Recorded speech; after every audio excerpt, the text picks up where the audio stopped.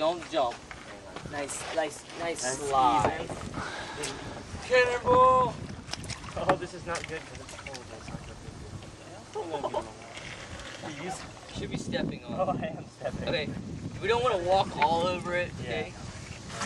But Andrew, I want you to reach down in there and see if you can get some shell. Shell. Take some water. Yeah. Perfect.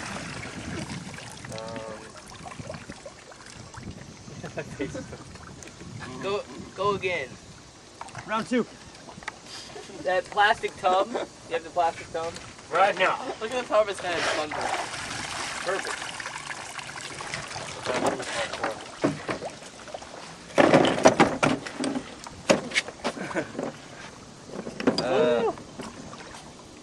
Great. Got a live one.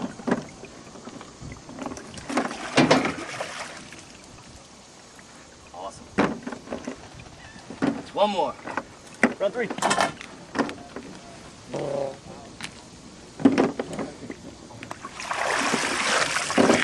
Great job.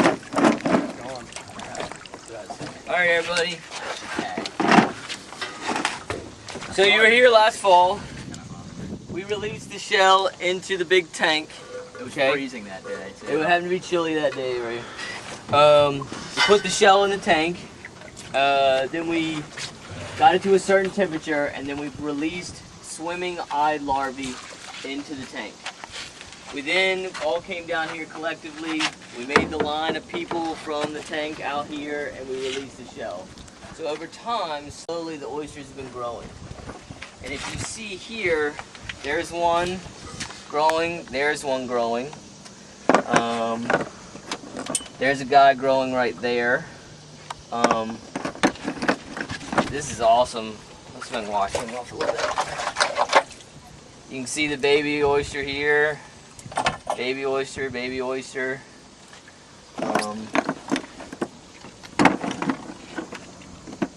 It's a guy. These guys are hardy. They're real tough. You can see this one attached right on the very end here. It's going. So, Mrs. Cola and I, we collected shell. We know how much shell we put out. We counted babies, and we're guesstimating somewhere around 50,000 oysters growing in this big mound here. But the more that I keep pulling up shell to in scoops like this with you guys, I think that there are more. It's really amazing how well it works. The oyster's in trouble. The oyster's in trouble. And this spat-on shell restoration, and also for the commercial industry, could be the answer. And I visited a place this morning. Air tank, we hold somewhere around 80 bushels of oysters. I visited a place this morning on a commercial side of restoration, Shores and Roar Seafood, and he had 4 tanks running with 250 bushels apiece.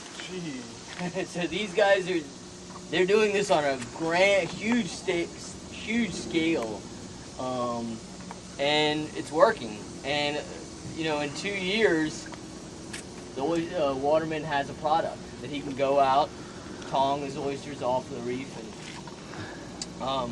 so we have this space that we just built this fall. We're gonna double it.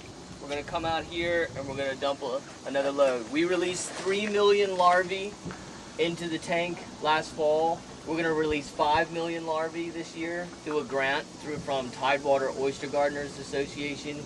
They're giving us the money in order to buy the larvae to put in the tank. And so there are a lot of partners involved, and then Friends of the Rappahannock is also helping us out with equipment in order to make the restoration happen. How did you get involved in this? What made you start this whole project?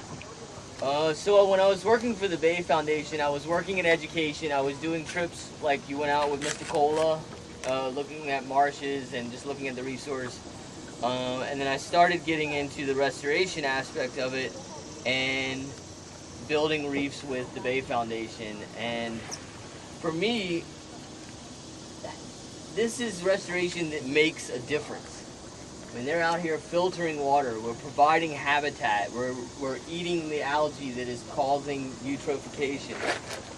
This is not only, this is an answer to cleaning the bay. It's just to put the natural filter back into the Rappahannock. So, questions? Is that a big word? The eutrophication, grasses that are on the bottom of the bay need what to grow? What do all plants need to grow? Sunlight. They need, key one, sunlight. So especially right now, there's so much algae in the water column due to excessive nutrients that the sunlight is having a hard time penetrating the bottom for grasses to grow. But this year, through lots of studies, there was a massive rebound in underwater grasses. That means that water quality is improving in the Chesapeake Bay. That was a huge bioindicator, and that was a lot of people were very excited to see grasses starting to come back. In Northern Bay, and on the and where the Susquehanna enters, their grass beds are so, I mean, they're massive. You can see them for miles. It's really cool. But that's not the case here. So we need to improve our stuff on land to improve water quality, our day-to-day behavior to help water quality. But we also have to put the filter back in the river to help water quality. And this year we started seeing widgeon grass growing through here. Started seeing some these big brown spots on the bottom, and I was like, well, what is that? So I got in, and they're grasses. And that was the first time I had seen grasses growing around our pier since I'd been here, starting 7 years ago. Catching seahorses. That's really, really cool. They need a certain amount of water quality in order to live. So catching seahorses on the oyster cages and around the reef is an excellent sign that I think we're making a difference. Any other questions? So what we're going to be doing this afternoon, we're going to be washing shell and bringing shell up to the tank. And we're going to load the tank today. And we're going to fill, you're welcome to come down on Sunday, we're going to fill the tank full of water. And then on Monday, we're going to release the larvae. It'll run for 2 weeks, and then we'll all come down here and let the shell go. Fill another reef.